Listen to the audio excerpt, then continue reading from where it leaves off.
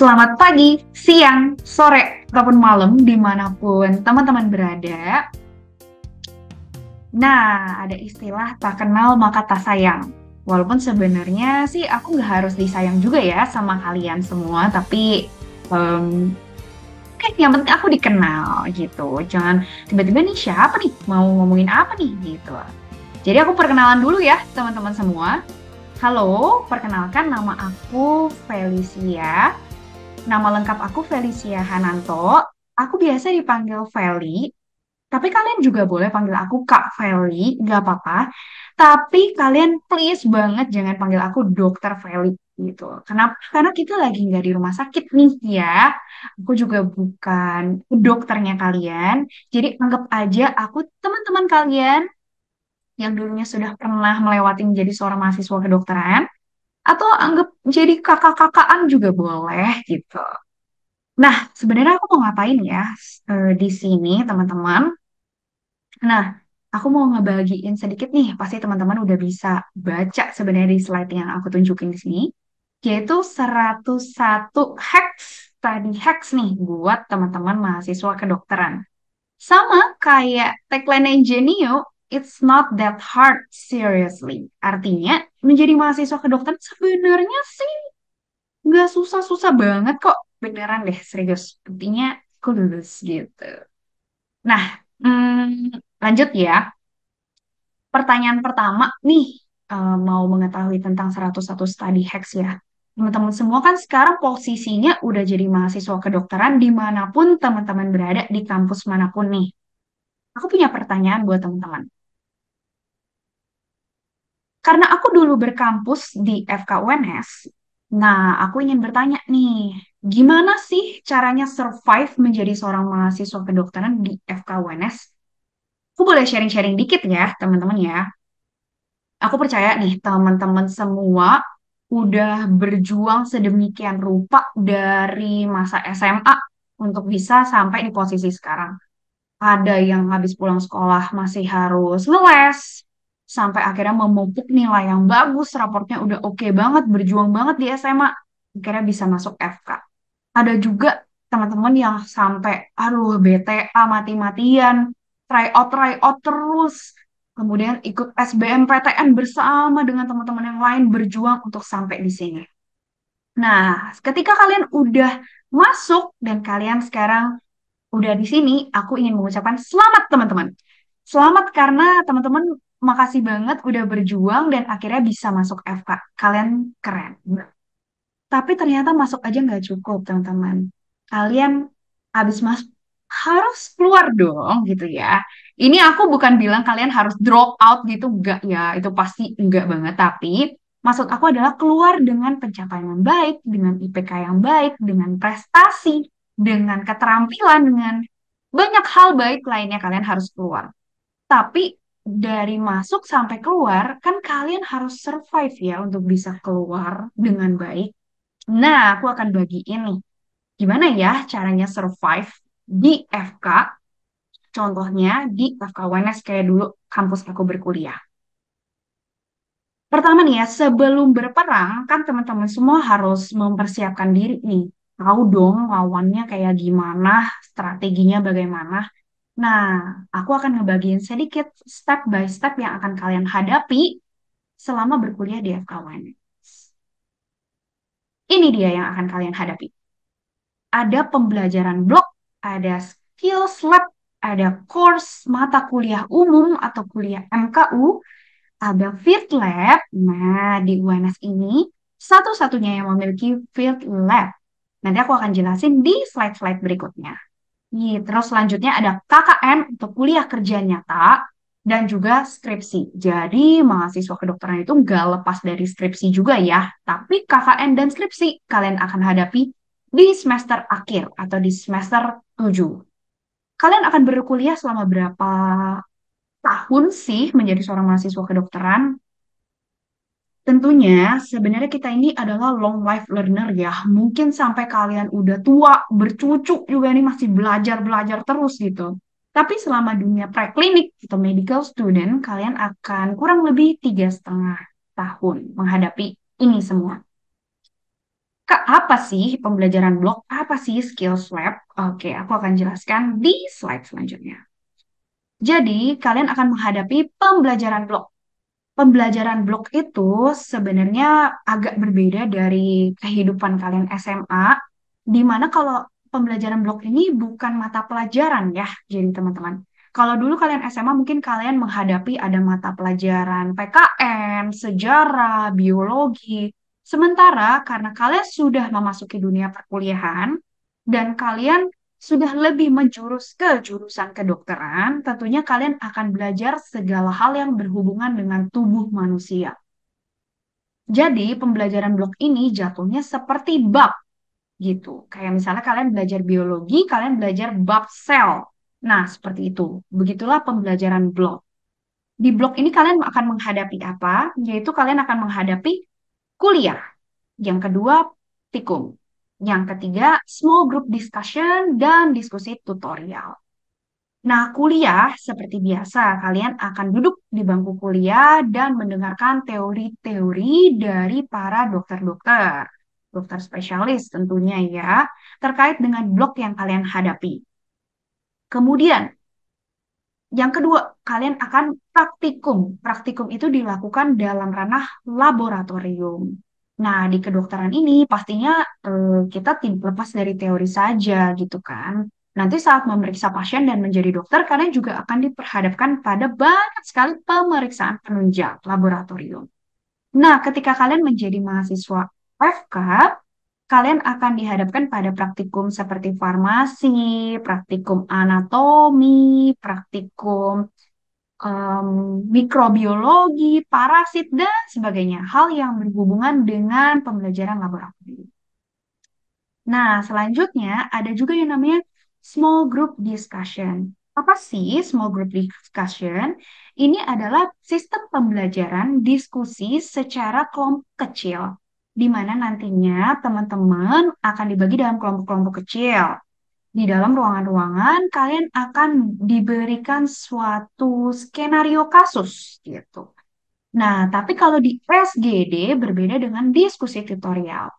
SGD, kalian akan diberikan skenario kasus beserta dengan pertanyaan-pertanyaan yang mengarahkan diskusinya. Nah, biasanya SGD hanya akan ada di semester 1 dan 2. SGD ini adalah membiasakan atau istilahnya latihan dulu untuk diskusi tutorial. Yang membedakan dengan diskusi tutorial saat di semester 3 sampai seterusnya di semester 7 kalian nggak akan diberikan lagi pertanyaan-pertanyaan yang mengarahkan. Melainkan kalian cuma akan diberikan kasus. Nah, tapi kalian harus mulai berpikir dan bertanya, bahkan membuat pertanyaan sendiri terkait dengan kasusnya. Bagaimana misalnya kalian mendapatkan kasus anak yang demam, kalian akan mulai harus berpikir, kira-kira demamnya kenapa? Kemudian, apa yang bisa aku cari dari demam ini? Aku obatinya dengan apa dan sebagainya. Itulah diskusi tutorial. Kalau SGD nggak ada gitu. Kalau SGD skenario-nya dikasih, kemudian pertanyaan-pertanyaan juga juga sudah dikasih, kalian cukup berdiskusi. Nah, di SGD dan diskusi tutorial ini bakal seru banget. Kenapa? Karena kalian akan berdiskusi, saling berargumen. Misalnya kalian nggak setuju dengan pendapat teman kalian, kalian bisa berdiskusi di sini. Begitu. Oke, selanjutnya aku akan jelaskan terkait skills lab. Kalian juga akan menghadapi skills lab. Skills lab itu adalah praktikum keterampilan klinis ya, teman-teman. Jadi nanti di sini kalian akan diajarkan bagaimana caranya memeriksa pasien. Karena menjadi seorang dokter, bukan sekedar teori saja, pastinya kalian harus skillful, harus punya keterampilan klinis. Bagaimana memeriksa pasien, mulai dari cara bertanyanya, cara melakukan pemeriksaan fisiknya, hingga menentukan tata laksananya. Kalian akan mempelajarinya di Skills Lab. Kemudian ada yang namanya kurs. Kurs itu adalah kuliah seperti biasa, tapi ranahnya berbeda, bukan tentang pembelajaran blok. Ranahnya adalah di bidang etika, bioetik profesional antara dokter, penelitian, mediko-legal, bagaimana caranya melakukan penelitian. Kemudian ada juga tentang interprofessional education, di mana kalian Seorang dokter itu nggak cuma bekerja sendiri. Kalian akan bekerja bersama perawat, kalian akan bekerja bersama sivitas rumah sakit yang lain, bersama dengan manajemen dan sebagainya. Itulah yang disebut dengan IPE. Kemudian ada juga kedokteran komunitas, di mana kalian akan turun juga ke lapangan. Nah, ini yang unik dari UNS. UNS punya yang namanya Field Lab. Field Lab itu adalah suatu laboratorium atau keterampilan klinik di mana teman-teman langsung diterjunkan ke dalam komunitas, ke dalam lapangan. Di mana seorang dokter juga tidak bekerja secara individu ya, teman-teman. Kalian dilatih untuk melihat bagaimana kondisi kesehatan di masyarakat secara langsung. Bagaimana kalian menangani isu-isu yang ada di puskesmas, isu-isu yang ada di kesehatan masyarakat. Nah, itulah gunanya dokter di situ. Dan UNS ini menyediakan platformnya dalam bentuk Fit Lab. Selanjutnya ada mata kuliah umum ya, MKU. Itu seperti agama, Pancasila, kewarganegaraan, bahasa Indonesia, dan kewirausahaan yang tersebar di semester-semester. Jadi semua ini nggak hanya terkumpul di satu semester, tapi akan tersebar di semester-semester yang lain. Selanjutnya, ini adalah gambaran yang sesuai dengan yang aku ceritakan sebelumnya ya. Jadi contohnya, kalau yang ini adalah gambaran kegiatan skills lab. Waktu zaman pandemi ketika semua harus pakai APD ya, pakai gaun, tapi kalian akan tetap melatih kemampuan skillnya ya. Pandemi tidak akan mengalahkan kita untuk melatih keterampilan kita. Nah, jadi ini ada skills lab, contohnya resusitasi jantung paru. Nah, kemudian foto selanjutnya di bagian sini, itu adalah foto diskusi, tutorial, dan juga SGD akan dilaksanakan seperti ini. Selanjutnya ini praktikum. Ini adalah gambaran praktikum anatomi ya.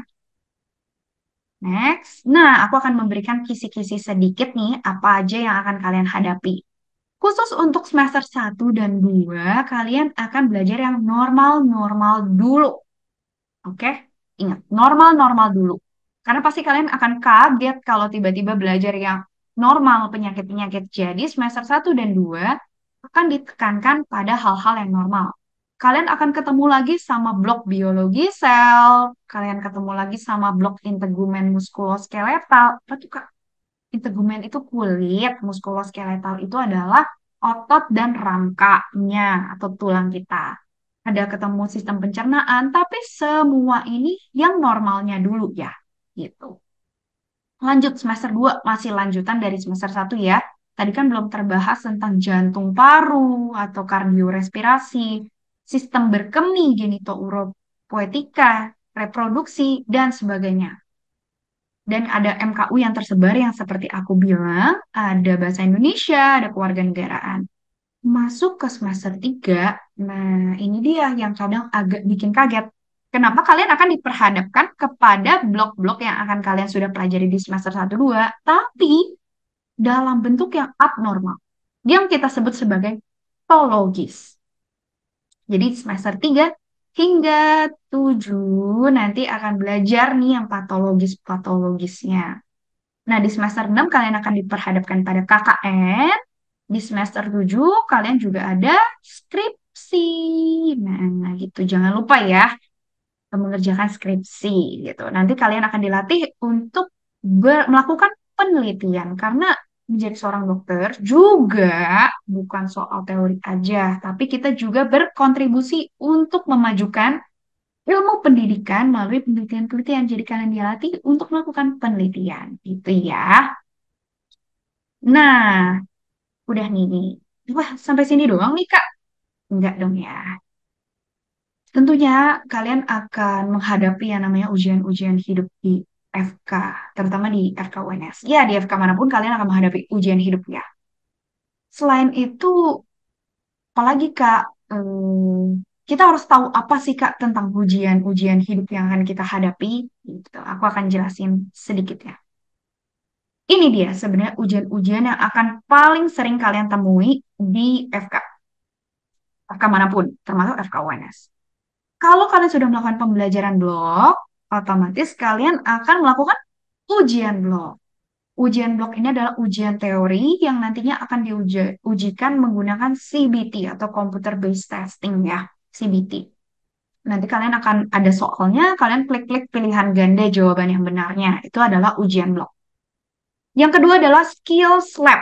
Nah, tadi kan kalian belajar nih tentang keterampilan klinis. Kalian belajar menjahit, belajar bertanya, menggali informasi, anamnesis, menggali informasi tentang keluhan pasien.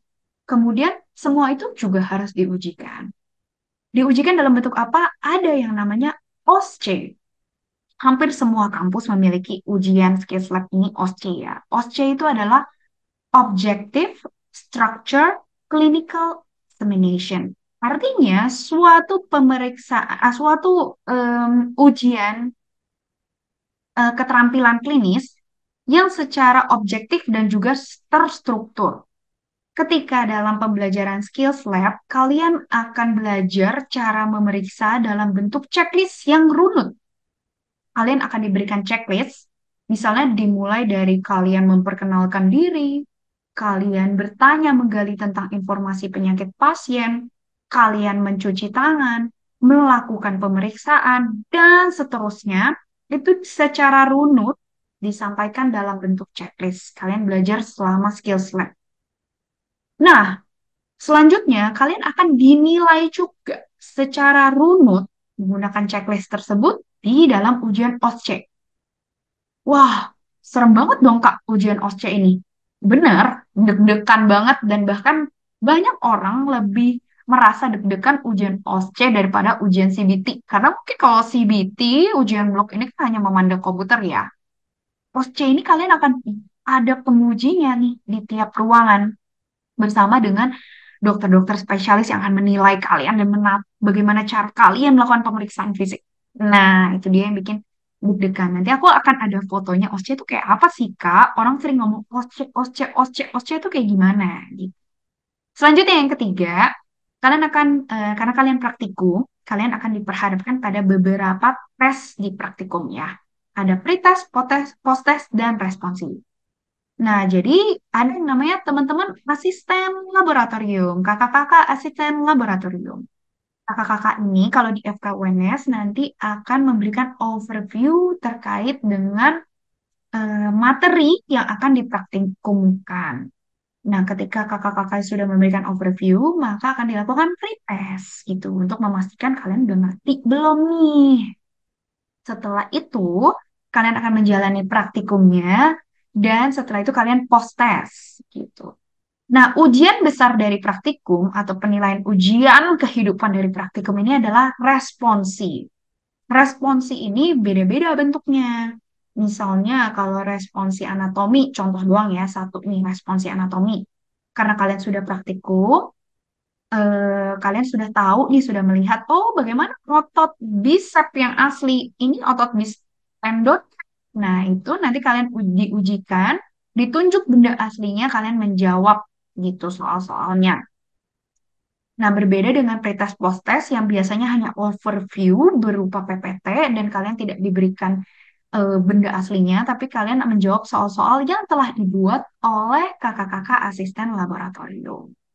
Gitu. Next. Nah, ini yang aku bilang. Gambaran dari OSCE. Kenapa deg-degan banget? Karena ini ada bell-nya, guys. Ada bell. Nah, ketika ada waktu-waktunya. Jadi kalau misalnya bell bunyi, trik, silahkan membaca soal. Kalian akan diberikan soal, akan diberikan skenario. Kemudian kalian baca tuh selama 1 menit, 2 menit. Silahkan masuk ke dalam ruangan. Nah, di dalam ruangan itulah kalian mulai memeriksa sambil ditatap oleh penguji. Dan kalian ini berotasi ya, jadi ada beberapa ruangan nih, ada beberapa station. Itulah OSCE. Oke, jangan panik dulu, ini cuma gambaran doang. Kita lanjut ke slide selanjutnya. Nah, gimana penilaian, sistem penilaiannya yang akan kalian capai penilaiannya? Nah, ini sistem penilaiannya komposisi nilai akhir blok kalian yang akan termanifestasi dalam bentuk IPK. Rumusnya seperti ini. 3 kali ujian blok ditambah 1 kali nilai responsi ditambah 1 kali nilai tutorial bagi 5. Ya, pokoknya ada perhitungannya. Dan kalau kalian mau mendapatkan nilai A, berarti nilai kalian harus di atas 85. Baru kalian dapat A. gitu ya. Nah, kalau di FKUNS, kalian itu bila kalian mendapatkan nilai blok di bawah KKM, maka kalian boleh meremedial satu kali gitu. Dan dia biasanya diambil di semester berikutnya. Nah, selanjutnya berarti kalau kita udah tahu Kak, apa aja hal yang akan kita hadapi, kita harus ngapain? Apa yang harus aku persiapkan Kak gitu ya. Yang pertama adalah semangat membara. Oke, semangat membara ini harus kalian pertahankan teman-teman. Kalian udah seneng banget nih masuk FK. Tapi kalian harus seneng banget masuk FK-nya ini sampai kalian keluar FK. Sampai kalian udah jadi dokter sekalipun, kalian harus bilang kayak, aku seneng banget di FK. Kayak pick me banget, tapi nggak apa-apa. Tapi kalian harus mempertahankan semangat membara karena seperti yang kalian lihat, FK itu ujiannya kayak banyak, belajar terus. Jadi kalau nggak ada semangat, nggak akan ada power untuk menghadapi semua ini gitu ya. Jadi please banget study hacks ini yang harus dipersiapkan adalah terus kobarkan semangat membara kalian. Baru nanti yang kedua, nah ini dia. Kalian harus punya nih tips dan trik belajar ujian-ujiannya gitu ya. Yang aku akan jelaskan di slide selanjutnya. Yang ketiga adalah organisasi. Hah? Organisasi. Memang ini harus dipersiapkan, Kak. Tentunya, menurut aku organisasi penting ya. Secara pribadi, aku memasukkan organisasi sebagai cara survive di FKWNS. Kenapa? Karena teman-teman jadi dokter itu bukan soal pintar doang. Tapi kalian harus punya soft skill juga. Ya, soft skill itu kalian dapatkan di mana? Dari kalian berelasi di organisasi. Kalau teman-teman lebih suka nih ke lapangan, ketemu sama masyarakat, melakukan penyuluhan, tahu isu-isu kesehatan yang terjadi di masyarakat, kalian bisa masuk organisasi yang non-governmental seperti kayak AMSA atau CIMSA dan lain-lain. Atau juga kita juga ada organisasi olahraga ya, basket lah, sepak bola, dan sebagainya. Baik itu secara fakultas maupun secara universitas. Jadi nggak belajar mulu. Dokter tuh nggak belajar mulu ya, bukan soal teori doang. Tapi kalian juga harus bersenang-senang. Contohnya di organisasi, mempunyai suatu kegiatan yang bermanfaat. Kalau kalian lebih suka managing sesuatu dengan berhubungan dengan stakeholder, dengan kebijakan, kalian bisa masuk BEM, kalian juga bisa masuk himpunan. Tapi menurut aku organisasi ini adalah healingnya loh. Dari belajar-belajar ini, kalian punya banyak teman juga, bisa ketemu teman-teman dari organisasi. Nih, aku kasih selanjutnya ya. Aku kasih tips and trick belajar ujian. Ini dia. Aku punya 3M. Yang namanya 3M. 3M ini apa sih? Dimulai dari yang hijau, semuanya hijau ya. Hijau muda. Hijau muda ini. Menemukan. Kenapa aku bikin sirkular sih? Karena kadang setelah kalian menemukan, mengulang, mencicil, kalian harus menemukan lagi. Makanya aku bikin ini lingkaran. Gitu. Menemukan. Menemukan apa, Kak? Harta karun. Bukan dong. Menemukan cara belajar yang benar. Menemukan cara belajarnya kalian masing-masing, sorry kaliannya. Cara belajar kalian masing-masing karena setiap kalian unik tentunya. Punya cara belajar yang berbeda. Setiap anak berbeda. Makanya menemukan ini proses yang panjang, trial dan error. Kadang ada orang yang telah menemukan cara belajar yang tepat sedari dia SMA, sedari dia SD mungkin. Tapi ada orang yang sampai akhir hayat hidupnya aja nggak tahu cara belajarnya gimana. Jadi menemukan ini adalah proses yang panjang, trial dan error. Secara gambaran besar memang kalian pasti sering dengar ya, yang namanya cara belajar visual, cara belajar auditorik, sorry, dan juga kinestetik gitu. Dia mungkin harus nyanyi tuh auditori baru dia bisa inget tuh tabel. Tapi bisa juga ada orang yang harus gerak-gerakin kaki untuk sambil bisa ingat. Ada yang mungkin banyak lah caranya. Ada yang dengan cara mengajar baru bisa mengingat materi itu. Jadi menemukan ini adalah proses yang panjang dan trial dan error. Setelah itu, ya ini dia. FK itu mengulang. Aku bukan bilang kalian harus menghafal. Kenapa aku nggak tulis menghafal? M-nya menghafal aja, Kak. Enggak, karena di FK ini bukan menghafal doang. Kalian selain mengerti, baru kalian akan ingat. Tapi mengulang adalah salah satu bentuk menghafal. Coba kalian dikasih tahu suatu informasi berkali-kali sama ibu kalian atau sama orang tua kalian. Jangan lupa kunci pintu. Jangan lupa kunci pintu. Jangan lupa kunci pintu 100 kali aja. Kalian tuh udah bosen, kalian udah sampai hafal sendiri. Jangan lupa kunci pintu. Nah, jadi mengulang ini adalah salah satu bentuk menghafal yang effortless, yang nggak perlu kalian "Wah, harus banget hafalin ini." Kalian cukup mengulang berkali-kali dan tubuh kalian dan otak kalian akan secara otomatis menghafal yang kalian ulang. Ini bukan soal ujian teori juga, tapi terkait dengan keterampilan klinis. Ketika kalian rajin mengulang, karena seseorang dokter yang terampil itu juga butuh jam terbang karena dia sering mengulang kegiatannya. Misalnya menjahit. Kalian tuh 100 kali menjahit, maka kalian akan super skillful menjahit karena apa? Tangan kalian, otot kalian sampai ngerti sendiri, sampai ingat sendiri caranya menjahit gitu. Lihat dokter-dokter bedah yang ahli, mungkin saking seringnya kayak gitu, mereka jahit tutup mata aja bisa jahit gitu. Dan yang ketiga adalah mencicil. Aduh, teman-teman, sorry banget, aku harus kasih kabar buruk ya. Dimana di FK kalian gak bisa lagi menerapkan cara belajar Hamin satu. Sorry banget. Tapi ini beneran terjadi. Kalian gak bisa menerapkan Hamin satu. Kenapa? Karena FK ini materinya banyaknya banyak banget gitu loh. Jadi nggak kayak dulu SMA yang mungkin ujian cuma satu bab. Kalau kita ujian satu blok itu satu sistem di mana kalian mempelajari satu tubuh manusia nih ya. Tentang jantung ini bersama dengan perintilan-perintilannya.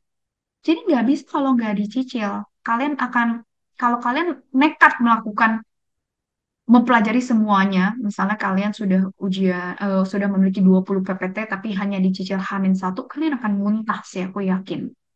Jadi please, please banget mencicil. Nah, inilah tiga hal yang aku terapkan selama di FK. Nah, ini contohnya ya. Biar makin seru nih, kalau belajar sendiri tuh gak asik tahu. Belajarlah bersama teman-teman kelompok. Ini pengalaman aku waktu di FK ya. Nah, kayaknya aku pede banget ngajarinnya ya. Teman-teman aku mungkin tampak bingung, tapi nggak apa-apa, aku pede aja ngajarin mereka. Gitu. Karena ini adalah cara belajar aku juga. Cara belajar aku yang aku temukan adalah belajar dengan mengajar. Jadi aku merasa aku punya tuntutan untuk belajar materinya dulu dan aku bisa bantu teman-teman aku yang auditori dengan ngajarin apa yang udah aku pelajari. Nah, serunya nih, kita bisa belajar bareng. Aku mau ngasih keseruan dari selain kita, kakak mau bahasnya belajar-belajar mulu, bosan. Nah, asiknya organisasi ini cuma salah satu contoh di mana waktu itu kegiatannya adalah kita punya salah satu meeting nasional dari salah satu organisasi ya.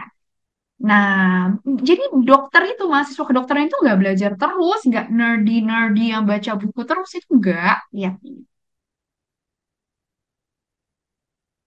asik banget ya sih, itu kan nari-nari guys. Nah, dan super keren kan. Ini waktu itu ada meeting di Solo kebetulan. Dan semua yang mengorganize ini adalah mahasiswa kedokteran.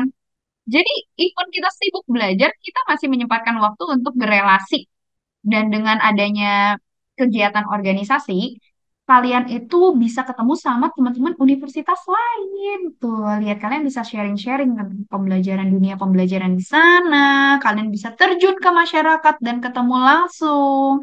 Kalian bisa melakukan penyuluhan dan sebagainya. Banyak sekali soft skill yang akan kalian dapatkan melalui organisasi. Oke. Jadi jangan lupa juga menyempatkan waktu untuk ikut organisasi.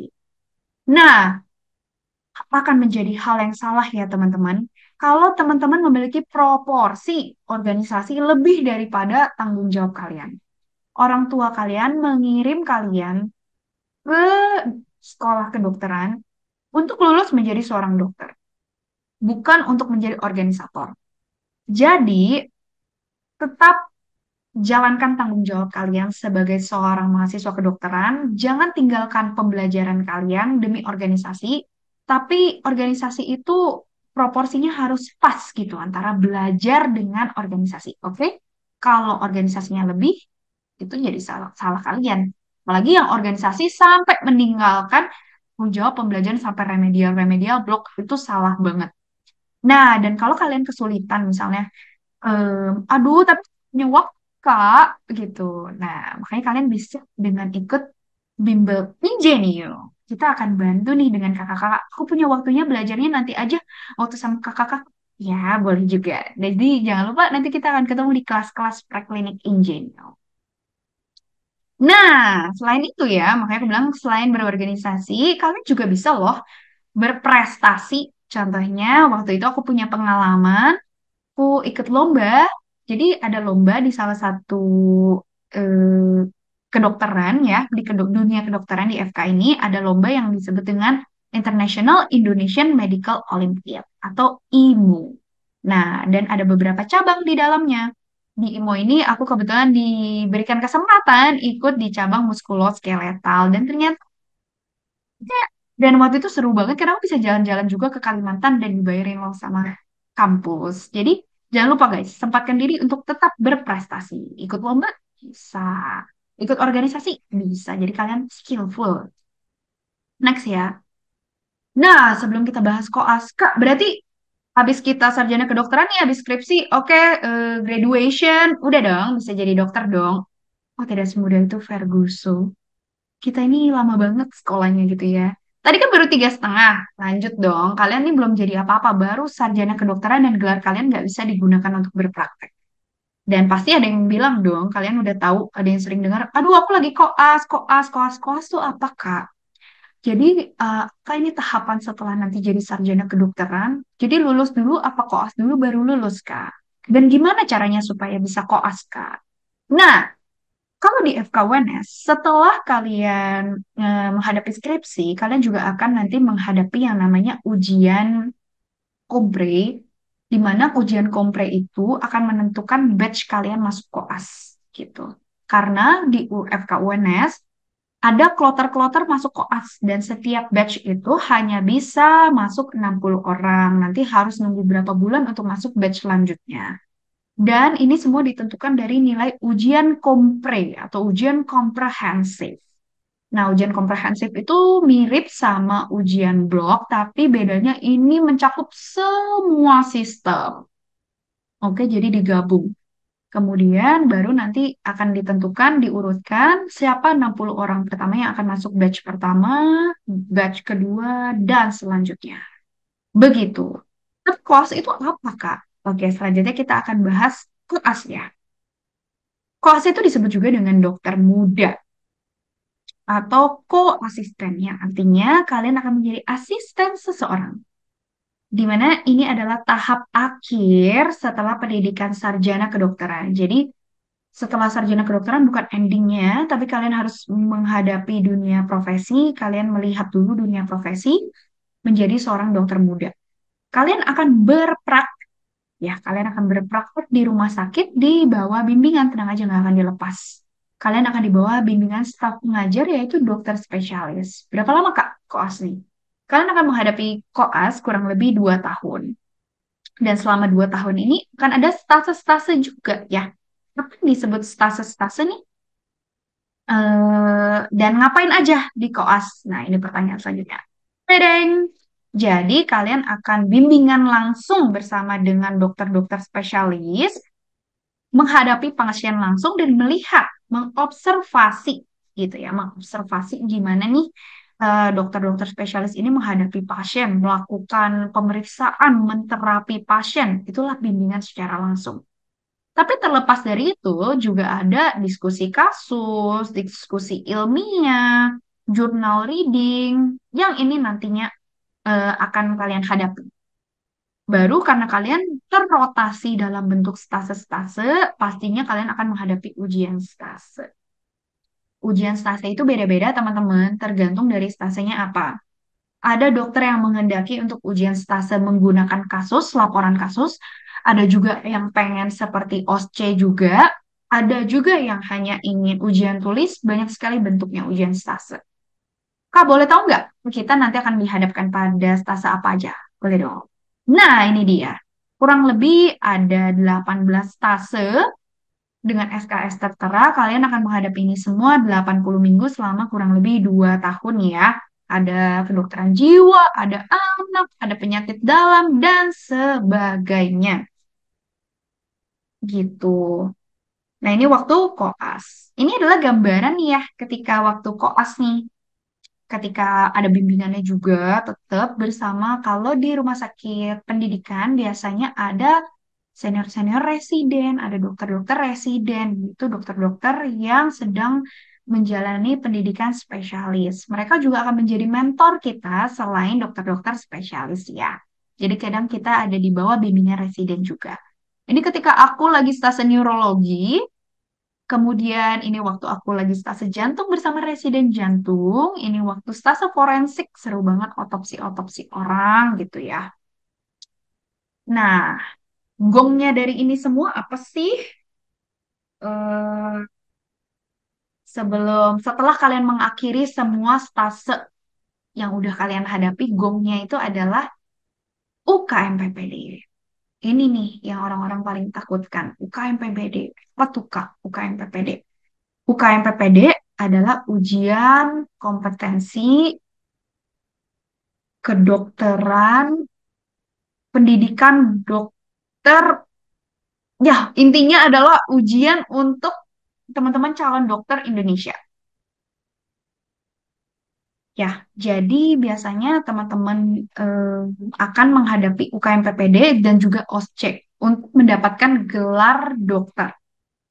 Nah, biasanya ketika menghadapi UKMPPD ini atau persiapan menghadapi UKMPPD, teman-teman akan membutuhkan kelompok belajar gitu. Tapi kalau misalnya nggak ada kelompok belajar, teman-teman bisa kok ketemu sama kelompok belajar yang baru gitu. Atau mungkin teman-teman butuh bimbingan dari kakak-kakak yang sudah pernah melewati ujian ini untuk mengetahui tips and trick ujian, kira-kira soal apa aja yang bakal keluar, aku harus ngapain, Kak?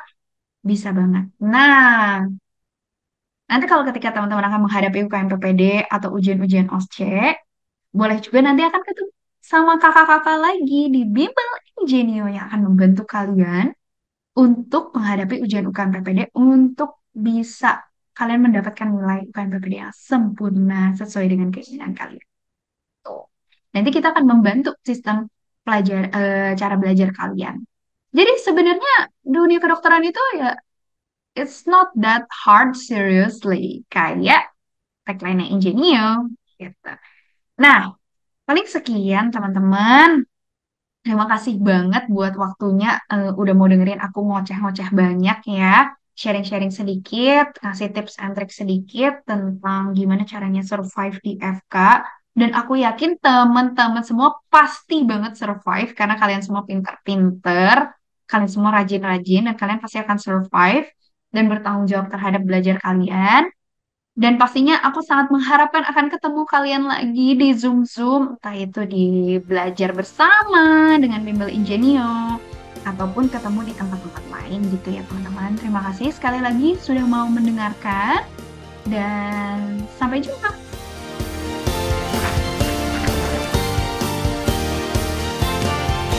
It's not that hard, seriously.